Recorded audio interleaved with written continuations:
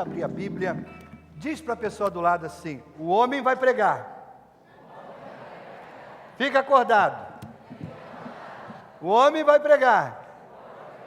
Fica acordado. Agora vamos abrir nossas Bíblias em Filipenses, capítulo 1.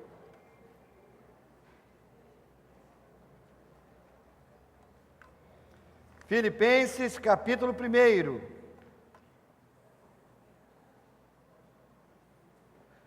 Enquanto você vai procurando aí, quantos estão praticando os 10 minutos para mudar uma vida? Levanta a mão. Olha, que coisa boa, coisa boa.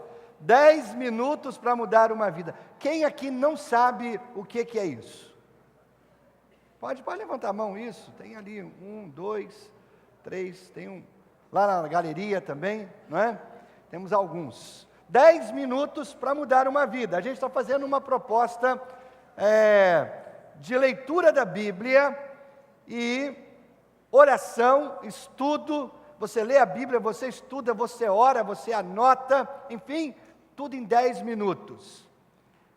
Nós não estamos aderindo à cultura do fast food, né?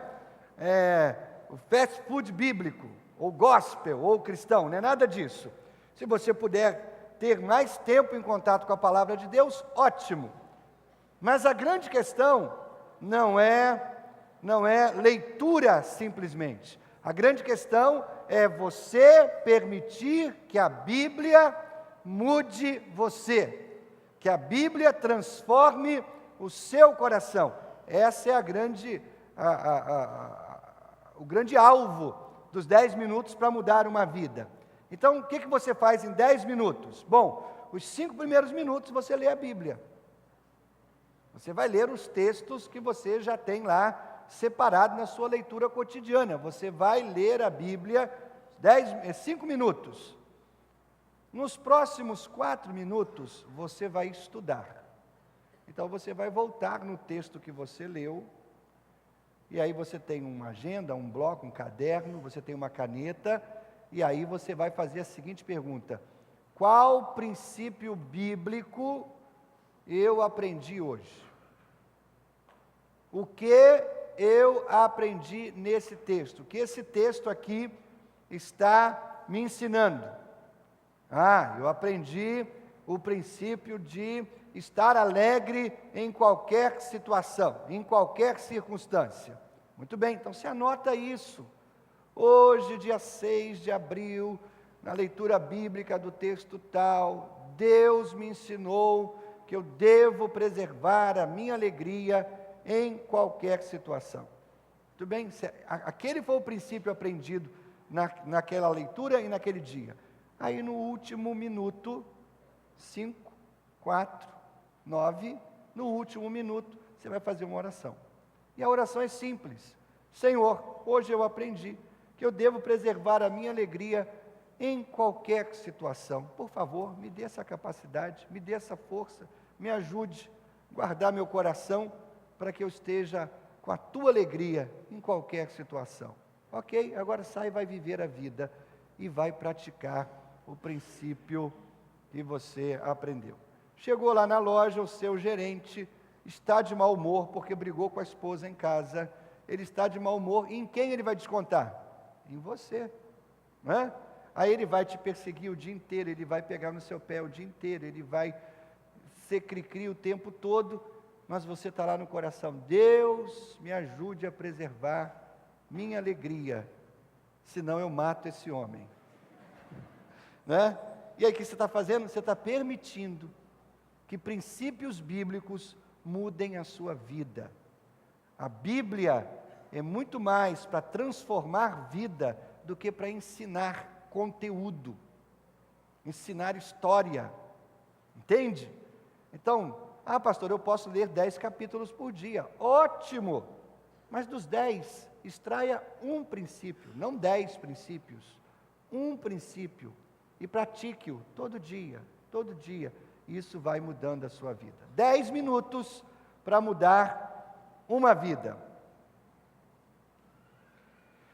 Não se contente com o bom, é o tema de agora pela manhã. Não se contente com o bom. Está aí Filipenses capítulo 1, do versículo 9 ao versículo 11.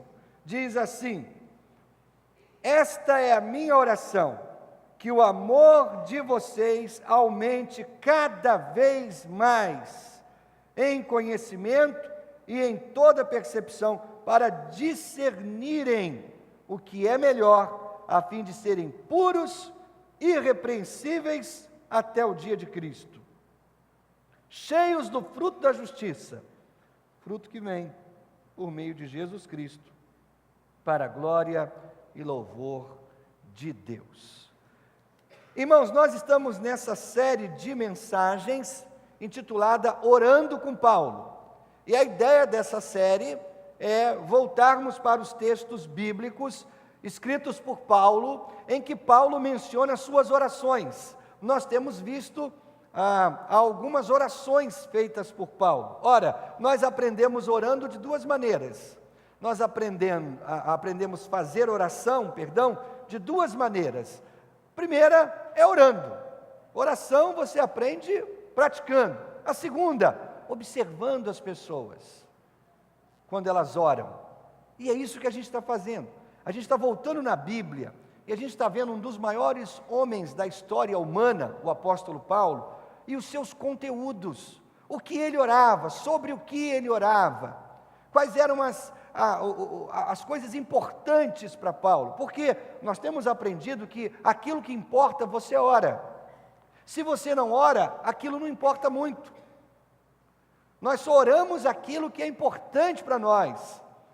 Se nós colocamos diante de Deus, aquilo é importante. Se não colocamos, então não é tão importante assim. Ora, Paulo está colocando algumas coisas diante de Deus, e nós estamos nos aproveitando, nos valendo disso, para extrair o que era importante no coração desse grande homem de Deus. Na mensagem de hoje, eu quero dar um conselho muito prático que pode energizar a sua vida de oração.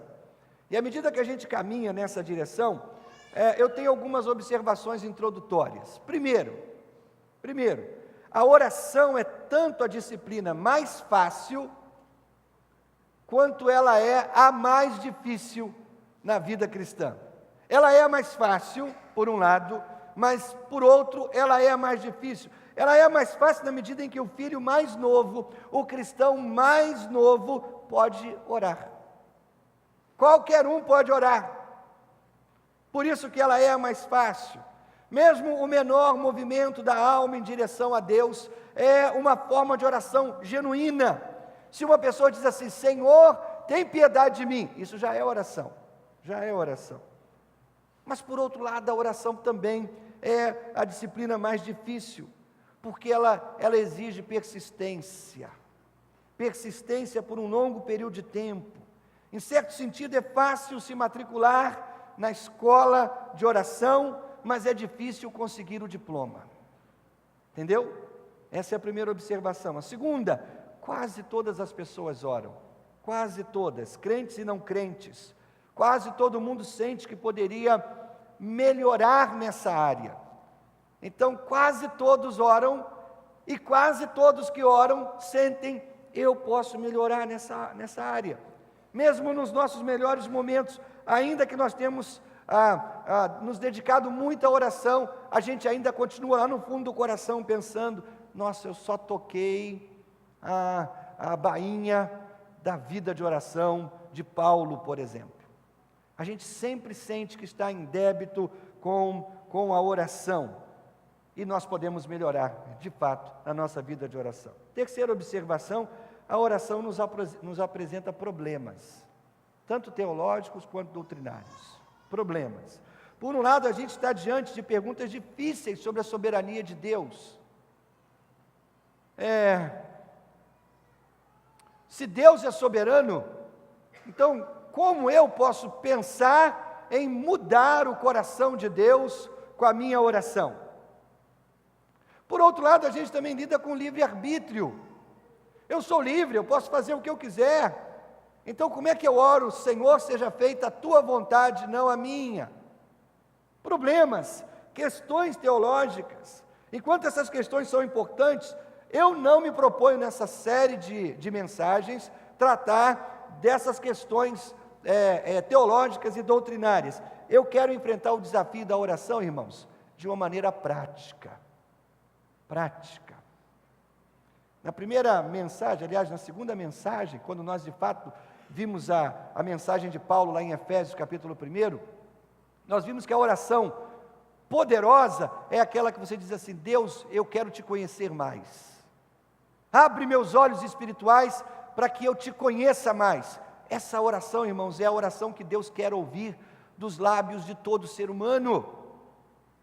Quando a gente conhece mais a Deus, nós podemos ver o que Deus já fez, nós podemos ver o que Deus está fazendo, e nós podemos focar nas promessas de Deus para a nossa vida. Segunda oração que nós devemos fazer, aprendemos semana passada, nós não devemos orar: Deus faz passar a dor, Deus muda essa circunstância. Não é essa oração que nós devemos fazer. Qual é a oração que devemos fazer, irmãos? Senhor, me dá força para enfrentar essa dor. Senhor, me dá força para enfrentar essa circunstância difícil. Essa é a oração que Paulo fez em Efésios, no capítulo 3, pedindo que Deus de fato fortaleça quem, irmãos? O nosso homem interior. Homem interior fortalecido vai enfrentar qualquer dor. Homem interior fortalecido vai enfrentar qualquer circunstância difícil. Então a nossa ideia, irmãos, é buscar orientação prática. Por isso que eu estou interessado no que Paulo dizia nas suas orações. Francis Thompson, pregador de séculos passados, disse: a oração é a própria espada dos santos. Outro pregador, já mais contemporâneo, Lee Robertson, disse: a oração é a arma secreta do cristão, forjada nos reinos da glória. Então, irmãos, por que não usar essa arma de maneira mais eficaz? Por que não se valer da oração de maneira mais poderosa, já que ela é a nossa espada? Muitas vezes, irmãos, nós simplesmente não sabemos o que dizer quando a gente ora. Eu estou pensando especialmente naqueles momentos em que nós começamos a orar pelos outros, além do nosso círculo íntimo. A gente não sabe. Oramos pelos cristãos lá de Iquique, no Chile. E muitas vezes nossos lábios querem abençoar aqueles nossos irmãos, mas não sabemos o que dizer. O que dizer? Como nós vamos orar? A nossa resposta habitual, quando nós somos solicitados a orar por pessoas assim distantes: ah, Senhor, abençoe o Sérgio. E aí nós passamos para o nome seguinte da lista: Senhor, por favor, abençoe a Ana também, Deus. E aí passamos para o terceiro nome, e aí: Senhor, realmente eu te peço, Deus, uma bênção especial para os missionários lá no Chile, Deus. E por aí vai.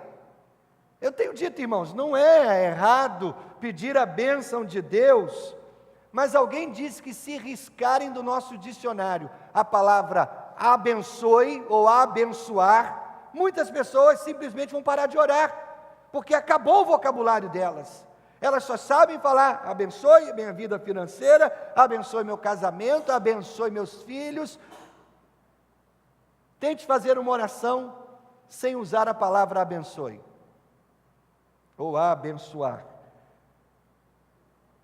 Não é errado pedir a bênção de Deus, mas você pode pedir muito mais. Então aí em Filipenses 9:11, a gente encontra um modelo de oração poderosa. Aqui está uma oração que se encaixa perfeitamente em qualquer situação que nós podemos enfrentar. Se a gente entender os significados dessas palavras de Paulo, nós podemos verdadeiramente orar por qualquer pessoa e a respeito de qualquer coisa. Então esse é um caso em que nós não temos que perguntar sobre o tema da oração de Paulo. Nas outras orações foi fundamental achar o tema. E nós tivemos que investigar um pouco, mas o versículo 10 dessa oração aqui deixa absolutamente claro sobre o que Paulo orava. O coração da oração de Paulo é o seu pedido, que os filipenses sejam hábeis em discernirem o melhor. O melhor. O melhor. Você lembra o tema dessa mensagem? Não se contente com o bom. Aqui está a minha versão da oração de Paulo. Paulo está orando assim: eu oro para que você diferencie o regular do ruim, o bom do regular e o melhor do bom. Entende? À medida que eu pensava sobre esse pedido, a minha mente me levou até um dos meus aniversários há umas décadas atrás, brincadeira, alguns anos atrás. Aqui na igreja, fizeram um bolo enorme, uma festa surpresa, não é? E aí sobre esse bolo tinha uma frase, é um dos conselhos mais sábios que eu já recebi na minha vida. O conselho dizia assim: não deixe o bom atrapalhar sua busca pelo melhor. Não deixe o bom atrapalhar a sua busca pelo melhor. Ou seja, a pessoa que propôs essa frase entendia que há uma dimensão moral nas decisões da vida, ou nas coisas da vida. Há uma graduação moral. Existe o melhor, isso pressupõe que existe o bom, isso pressupõe que existe o não tão bom, ou o regular, isso pressupõe que existe o ruim, e há muitas pessoas que se conformam com o bom. Tá bom assim. Como é que é? Você fez, eu fiz, e aí, tá legal? Ah, tá bom. E aí, o que você acha? Ah, tá bom. Deixa do jeito que está, tá bom. Você dificilmente pode escolher as coisas que são melhores se você não sabe o que elas são. Se você nunca viu. Você não pode saber o que elas são, a menos que você saiba o que é o melhor. Irmãos, existe o melhor na vida espiritual, também existe o melhor, ou seja, na vida você pode fazer várias coisas boas, mas existe sempre uma dimensão melhor, superior, uma dimensão que você pode almejar mais, desejar mais. Espiritualmente falando, como é que nós vamos discernir o regular do ruim, o bom do regular e o melhor do bom? Como é que a gente vai discernir?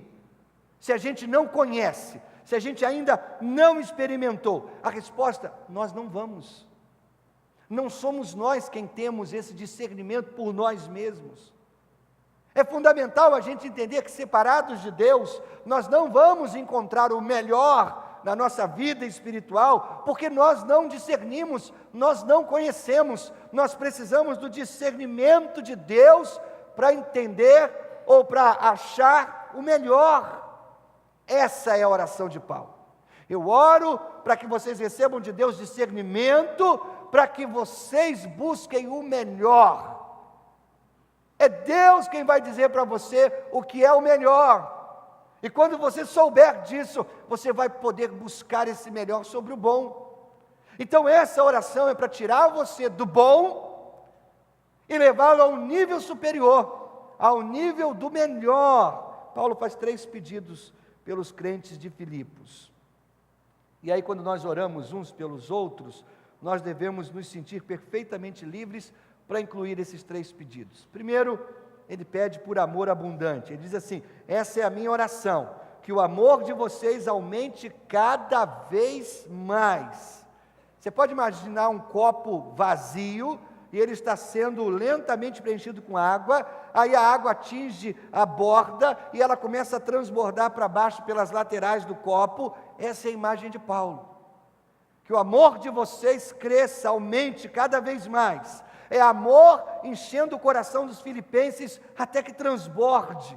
Quase todas as orações de Paulo no Novo Testamento começam com um pedido de amor. Isso porque, irmãos, o amor é o supremo valor, virtude, entre todas as outras virtudes cristãs. A Bíblia diz que só o amor vai durar para sempre. Não importa quanto amor a gente já tenha, o amor pode crescer, pode aumentar. Paulo ora para que seu amor aumente em profundidade, extensão. Ele está orando para que os filipenses amassem mais e amassem de maneira mais profunda. Agora, esse amor é indeterminado. É amor por Deus? É amor por outros cristãos? É amor pelos perdidos? A resposta, irmãos, é sim, para todas essas questões. O texto é indefinido. O amor por Deus é sempre ligado ao amor por outros irmãos, pelos irmãos, é sempre ligado ao amor pelo não cristão. 1 João capítulo 4, versículo 20 diz assim: se alguém afirmar, eu amo a Deus, mas odiar seu irmão, é mentiroso. Porque o amor a Deus está ligado ao nosso amor ao nosso irmão, vice-versa. É fácil entender porque a oração de Paulo começa com amor, irmãos. Desde que nós vivemos num mundo caído, muitas e muitas e muitas vezes nós nos encontramos cercados por pessoas irritantes. Sabe aquela pessoa irritante que você, petulante, arrogante, frustrante, grosseira, irracional, rabugenta. E tudo isso num bom dia, quando ela está de bom humor. Sabe como? Você conhece gente assim, eu sei que você conhece. E se você não conhece, talvez você seja essa pessoa. Acha logo alguém para jogar a culpa. Às vezes as pessoas vão dizer coisas tolas, elas vão fazer coisas tolas, elas vão nos magoar, elas vão nos irritar deliberadamente. Eu não entendo, por exemplo, o torcedor do Flamengo que posta no meu Face que o Fluminense perdeu. Vai tomar conta do Flamengo dele. Irritante. Irritante, cadê o Maxwell? Irritante. Essas pessoas vão nos irritar deliberadamente. O que a gente faz, irmãos? O que a gente faz com essas pessoas? Existem muitas respostas para essa pergunta, muitas, né? Mas o nosso texto sugere uma resposta melhor. Nós devemos orar para que o amor aumente. Olha só, uma coisa é orar assim: Senhor, mantenha essa pessoa irritante longe de mim, antes que eu diga alguma coisa que eu vá me arrepender. Uma coisa é orar assim. Outra coisa é dizer assim: Senhor, por favor, mude essa pessoa, para que eu possa amá-la, para que ela deixe de ser tão desagradável. Mude essa pessoa. É outra oração. Agora, outra coisa completamente diferente é orar assim: Senhor, eu realmente não me importo com essa pessoa. Eu não gosto dela. Ela me dá nos nervos.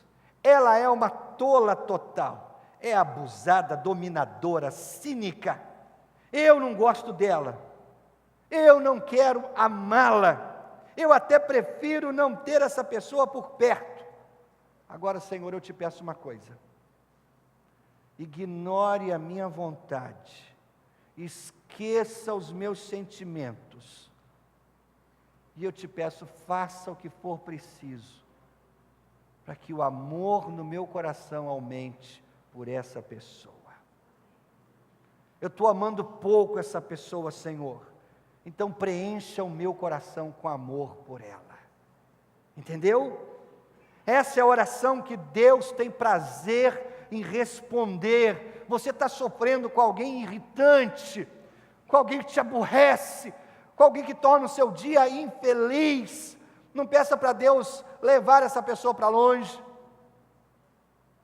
Não peça para Deus mudar essa pessoa, não. Peça para Deus mudar você, enchendo o seu coração de amor. A propósito, irmãos, não é errado você ser sincero nas suas orações. Pelo amor de Deus, seja sincero. Dizer para Deus, eu não gosto dessa pessoa. É sincero.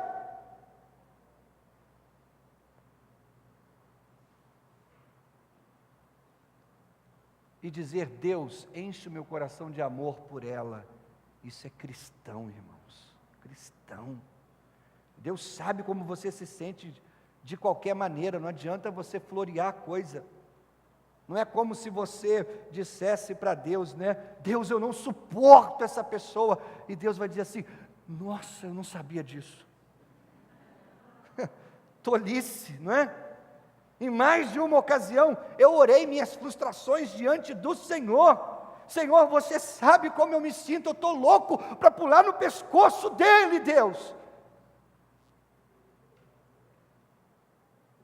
Mas agora eu te peço, Senhor, esquece tudo que eu sinto e enche o meu coração de amor por essa pessoa. Essa oração Deus quer responder, irmãos. O amor é a cola que mantém a raça humana unida. É o amor. O amor nos permite ignorar as falhas dos outros, embora reconhecendo que nós mesmos estejamos longe da perfeição. Então ore, Deus, faça o meu amor crescer por essa pessoa. O segundo pedido que Paulo faz nessa oração é por conhecimento crescente. Ele ora para que o nosso amor cresça, mas que a gente também cresça em conhecimento e em toda percepção. A oração de Paulo continua com esse pedido, que a gente cresça no conhecimento de Deus. A palavra conhecimento significa conhecimento baseado numa relação profunda, pessoal, íntima. No contexto, Paulo está pedindo para que seu amor se expresse num profundo conhecimento de quem Deus é. Quanto mais eu conheço Deus, mais eu amo Deus. Quanto mais eu me torno íntimo de Deus, mais o meu amor cresce. Mas ele não fala só de conhecimento, Paulo também fala de percepção, é discernimento moral, é capacidade de olhar para várias opções e dizer, isso é bom, isso aqui é mais ou menos, isso aqui é melhor, isso aqui é muito melhor. Percepção. Às vezes a gente diz assim, o amor é cego. Não, irmãos, o amor não é cego, o amor precisa de visão clara. Nosso amor precisa de orientação, que vem do conhecimento, que vem do discernimento profundo, ou então nós vamos acabar amando coisas que nós não devemos amar, nos apegar a coisas que nós não devemos nos apegar. Ainda que o amor seja supremo, ele não é suficiente. Você tem que aliar o seu amor ao conhecimento, o seu amor à percepção. Quanta gente ama legitimamente, ama com amor verdadeiro o seu dinheiro. Entendeu? É amor legítimo? É. Mas está amando a coisa errada. Discernimento, conhecimento. É isso que nós precisamos. Nem toda escolha é escolha boa, nem toda amizade é para nós, nem todo trabalho é um passo sábio na carreira, nem todo amigo íntimo é uma escolha saudável, nem toda compra é um uso sábio do seu dinheiro, entende? Nós fazemos escolhas e em seguida as nossas escolhas fazem quem nós somos. É como um navio enorme, ele é guiado por um pequeno leme lá na traseira dele. Muitas e muitas vezes a nossa vida se transforma através daquela pequena decisão que a gente tomou. Pequena decisão. É um telefonema não planejado, é uma conversa casual no corredor, é um amigo que nós encontramos por acaso no restaurante, é um pedaço de um sonho que a gente lembra, é um livro que nós nem queríamos ler e acabamos lendo, é o carro que enguiçou justamente naquele lugar, naquela hora, e aquela pessoa passou ali.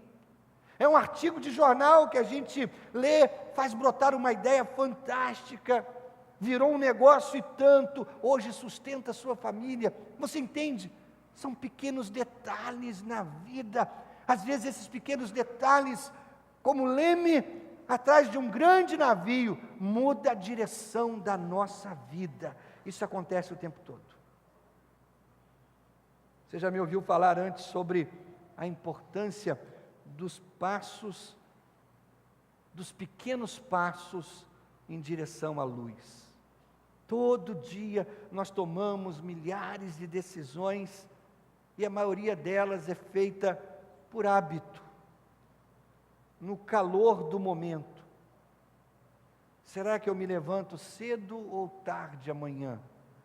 Vou tomar um banho? Vou tomar um café? Será que vou trabalhar hoje? Se assim for, eu vou de carro ou vou de ônibus? Se eu pegar o carro, eu vou ouvir rádio ou ouvir CD? Se eu ouvir o rádio, eu ouço música ou ouço uma mensagem? Se eu tomar um ônibus, eu vou lendo? A quem eu dou bom dia primeiro quando eu chegar lá no trabalho? Quem eu vou encontrar antes da primeira aula? Quem vai almoçar comigo? O que nós vamos conversar? O que eu vou fazer quando chegar em casa? Quais as mensagens que eu vou responder na minha caixa de e-mail? Quais os sites de internet que eu vou visitar? Que livros eu vou ler? Como é que eu vou responder ao meu marido ou esposa? Quanto tempo eu vou passar com os meus filhos? São pequenas decisões, são perguntas sem parar, milhares de perguntas, umas após a outra, pequenas decisões tomadas em tempo real, que você já nem mais para pensar. E nós gostamos de pensar que essas decisões não importam, mas importam sim, irmãos, importam sim. Por isso que a gente precisa desse discernimento, grudado na nossa alma, para que quando a gente tome decisões, sejam decisões sábias, porque cada decisão está ligada a outras decisões, que formam um grande elo, que nós chamamos de vida. Decisões são elos nessa corrente que nós chamamos vida. E num certo sentido profundo, em que você é nada além do que as suas decisões. A soma das suas escolhas fazem quem você é. Se você está na faixa aí dos 40 anos, você é o resultado de 40 anos de decisões na sua vida. A casa que você mora hoje, alugada ou comprada, ela é a soma de decisões de 40 anos. Adolescentes, vocês estão começando a tomar decisões que vão influenciar suas vidas para sempre. Cuidado, mais do que nunca vocês precisam desse tipo de percepção, para entender que as decisões de hoje farão você amanhã. Eu tenho dito para vários e vários adolescentes que eu tenho oportunidade de conversar, nós temos que equilibrar o binômio responsabilidade e recompensa. A fase da adolescência é a fase que está focada na recompensa. Eu quero jogar o videogame, eu quero navegar quantas horas eu quiser na net, eu quero um smartphone de última geração, eu quero passar férias nos lugares melhores, eu quero tênis de marca, eu quero recompensa. E esquece responsabilidade. Adolescente deveria inverter. Deixa a recompensa um pouco mais para frente, investe na responsabilidade, que é estudar, é se formar, é buscar uma carreira profissional, é ler a Bíblia, é orar, é conhecer Deus, é se comprometer com ministérios na igreja, é se formar em alguma área musical e ajudar a sua igreja. Responsabilidade. De vez em quando morde um pouquinho do pedacinho ou do bolo da recompensa, mas corre para a responsabilidade. E aí quando você tiver 40 anos, você já fundamentou tanto a sua vida com responsabilidades, que agora você pode morder pedaços cada vez maiores da recompensa. da recompensa. E aí, quando você chegar na aposentadoria, você já terá investido tanto em responsabilidade, que agora você pode curtir muito mais a recompensa. Ah, pastor, eu vou deixar para curtir muito mais a recompensa na aposentadoria, e se eu nem chegar lá? Ora, meu querido, você quer chegar lá, você planeja chegar lá, é tolice você achar que não vai chegar. Agora, tem gente que inverte, fica mordendo a recompensa o tempo todo, quando é jovem, e quando chega na fase de 40, 50, 60, para ir para frente, aí não consegue mais fazer uma faculdade, não tem mais tempo para fazer um curso de aperfeiçoamento, não tem mais tempo para estudar para concursos, e pronto, agora estragou tudo. Equilibre responsabilidade e recompensa, equilibre isso com sabedoria e discernimento. Você ora para que Deus aumente o seu conhecimento, seu discernimento. Terceiro pedido, você pede por discernimento expandido, discernir o que é melhor. Eugene Peterson, a nossa nova versão internacional diz assim, discernimento para discernirem o que é melhor. Eugene Peterson diz assim, vocês precisam usar a cabeça e testar seus sentimentos, para que haja amor sincero e consciente, não sentimentalismo barato. Mais ainda, a Nova Tradução traduz esse versículo assim, a fim de que saibam escolher o melhor. E mais, a Bíblia Viva diz assim, pois eu desejo que vocês sempre vejam com toda clareza a diferença entre o certo e o errado.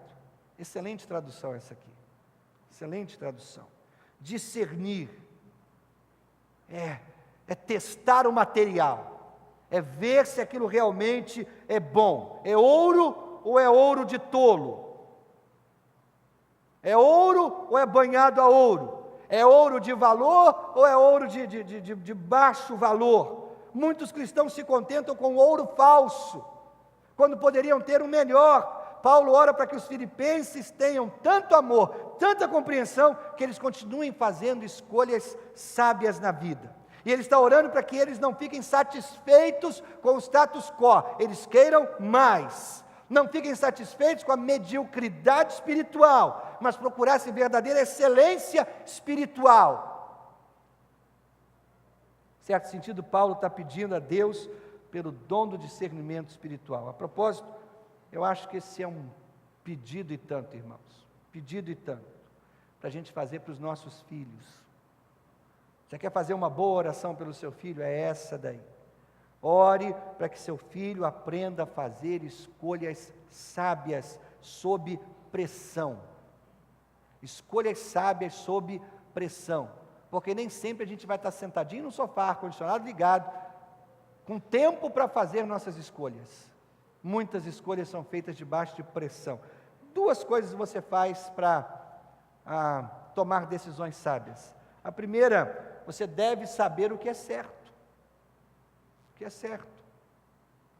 É assim que a gente toma decisão sábia.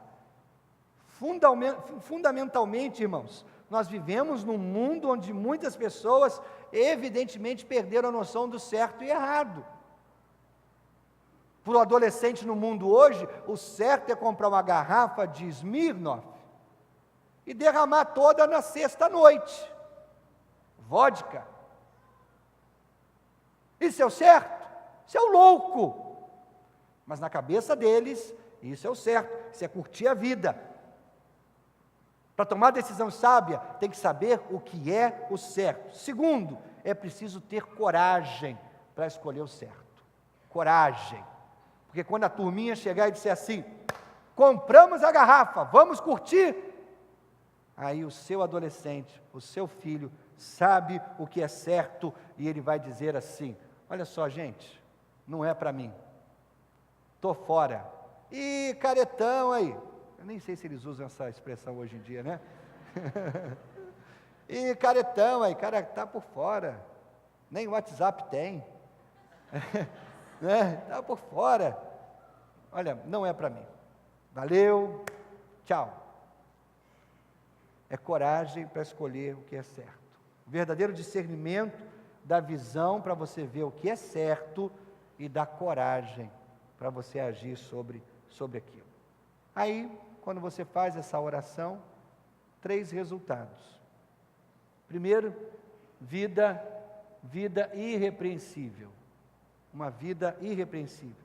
O texto diz assim, o versículo 10, e pode ser puros e irrepreensíveis até o dia de Cristo. Quando você toma decisões sábias, você se torna puro, irrepreensível,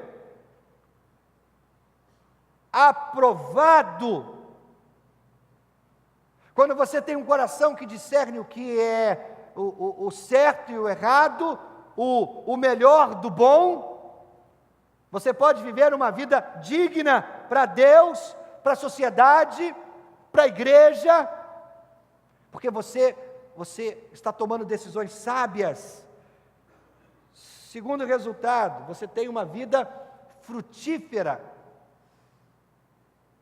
Paulo diz no versículo 11, cheio do fruto da justiça, que vem por meio de Jesus Cristo. A Bíblia diz, pelos seus frutos vocês serão conhecidos. Que tipo de fruto a sua vida está produzindo? Uma árvore, ela pode até ser identificada pelas suas folhas, mas são os frutos que dão nome a ela.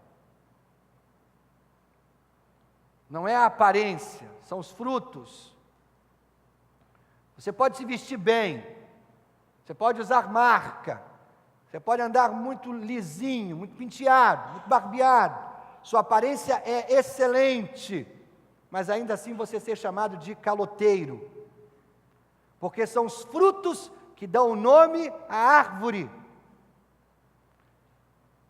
Você pode andar num carrão, morar numa casa linda, mas ainda ser chamado de mentiroso, porque são os frutos que dão nome à árvore. A vida produtiva é aquela que é distintamente cristã em todos os aspectos. Isso me lembra uma pergunta. Se você fosse preso e a acusação está sendo preso porque é cristão, há suficientemente provas contra você? Foi preso, qual é o crime? Ele é cristão. Há provas contra você? Há membros de igreja que não podem dizer isso. Ninguém pode me acusar de cristão, porque a vida dele não evidencia nada de cristão. Veja, o fruto vem por meio de Jesus Cristo, agindo na sua vida. Quando nós estamos arraigados profundamente nele, em Jesus, a gente extrai dele a nossa força, o poder dele passa por nós e produz esse fruto da justiça, fruto da coisa direita, fruto da coisa certa. Terceiro e último resultado dessa oração é uma vida para a glória de Deus. Versículo 11 segue dizendo, cheios do fruto da justiça, fruto que vem por meio de Jesus Cristo, para a glória e louvor de Deus. Uma vida para a glória de Deus é uma vida que realmente realça a reputação de Deus no mundo. Ruth Graham, esposa de Billy Graham, diz, um santo é uma pessoa que faz com que seja fácil acreditar em Jesus. Um santo torna fácil os outros acreditarem em Jesus. Quando essa oração é respondida na nossa vida, nós seremos santos. Isso vai tornar fácil para os outros acreditarem em Jesus. Antes de eu terminar, um escritor do século XIX chamou essa oração de a vida de Deus na alma do homem. De alguma maneira, ela abrange tudo que Deus quer fazer em nós e por nós. Começa com amor abundante, se manifesta com conhecimento e discernimento, resulta na habilidade de fazer escolhas certas debaixo de pressão, resulta num fruto visível de uma vida correta, que vem de um relacionamento com Jesus Cristo, de maneira que Deus receba toda a glória. Aqui está a aplicação dessa oração. Ore por você e ore pelos outros. Ore por você e ore pelos outros. Curve a sua cabeça, feche seus olhos. Se a oração é a espada dos santos, use-a. Deus deu a você uma arma secreta, de forma que, por sua oração em secreto, você pode mudar o mundo ao redor. Meu querido, você quer o melhor de Deus para os outros? Faça essa oração. Você quer o melhor de Deus em sua própria vida? Faça essa oração. Você quer o melhor de Deus em sua família? Faça essa oração. Você quer o melhor de Deus para essa igreja, sua igreja? Faça essa oração. Que Deus nos livre do bom cristianismo. Que Deus nos livre da mediocridade espiritual. Porque nós queremos o melhor. O melhor é o que nós queremos. Essa oração vai te mostrar o caminho do melhor. Não se contente com o bom. Queira o melhor. Injeta isso, Deus, em nossos corações. Para que de fato busquemos o melhor. E que nosso coração não se contente com a mediocridade espiritual, mas esteja incomodado, inquieto pelo melhor. É tão bom cantar que o melhor de Deus está para chegar. Deus, que as nossas orações antecipem o melhor de Deus. E hoje, o melhor seja o que a gente já está vivendo, não uma esperança futura, mas que as orações do teu povo antecipem para o nosso hoje o teu melhor, Pai. Livra-nos do contentamento com o bom. Faz arder em nosso coração o desejo pelo melhor. Leva-nos em paz, debaixo da tua graça e da tua bênção. Que o amor de Deus, o Pai, a graça bendita do Filho Jesus, as consolações do Santo Espírito, sejam com todos reunidos aqui desde agora e para todos sempre. Amém, Jesus. Amém. Bom domingo. Deus abençoe você.